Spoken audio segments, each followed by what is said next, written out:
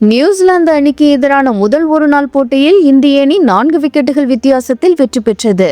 இந்திய அணி சார்பில் அதிகபட்சமாக விராட் கோலி 93 ரன்களும் கேப்டன் சுப்மன் கில் 56 ரன்களும் குவித்தனர். இந்தியா நியூசிலாந்து இடையேயான முதல் ஒருநாள் போட்டி வதோதராவில் நேற்று நடைபெற்றது.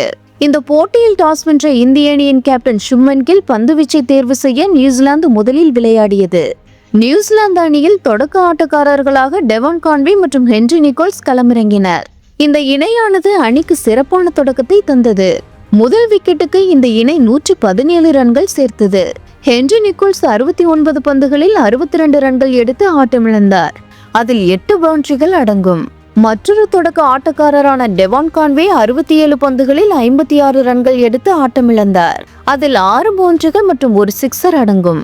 வில் யங் மற்றும் கிளென் பிலிப்ஸ் தலா 12 ரன்கள் எடுத்து ஆட்டமிழந்தனர். ஒருபுறம் டேரில் மிட்சல் நேர்த்தியான ஆட்டத்தை வெளிப்படுத்த, மறுபுறம் நியூசிலாந்து அணி சீரான இடைவெளியில் விக்கெட்டுகளை இழந்து கொண்டே இருந்தது. மிட்சல் 18 ரன்களும் கேப்டன் மைக்கேல் பிரஸ்வெல் 16 ரன்களும் எடுத்தனர். சிறப்பான ஆட்டத்தை வெளிப்படுத்திய டேரில் மிட்சல் அரை சதம் கடந்து அசத்தினார். அவர் 71 பந்துகளில் 84 ரன்கள் எடுத்து பிரசித் கிருஷ்ணா பந்துவீச்சில் ஆட்டமிழந்தார். அதில் 5 பவுண்டரிகள் மற்றும் 3 சிக்ஸர்கள் அடங்கும். இறுதியில் நிர்ணயிக்கப்பட்ட 50 ஓவர்களின் முடிவில் நியூசிலாந்து அணி 8 விக்கெட்டுகளை இழந்து 300 ரன்கள் எடுத்தது. இந்தியா தரப்பில் ஹர்ஷித் ராணா, முகமது சிராஜ் மற்றும் பிரசித் கிருஷ்ணா தலா 2 விக்கெட்டுகளை கைப்பற்றினர்.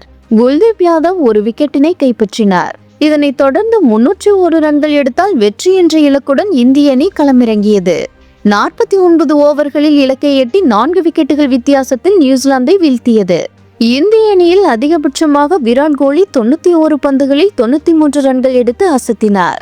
இதற்கு அடுத்தபடியாக சுப்மன் கில் 56 ரன்களும் ஸ்ரேயாஸ் ஐயர் 49 ரன்களும் எடுத்தனர். 3 போட்டிகள் கொண்ட தொடரில் இந்திய அணி 1-0 என்ற புள்ளி கணக்கில் முன்னிலையில் உள்ளது.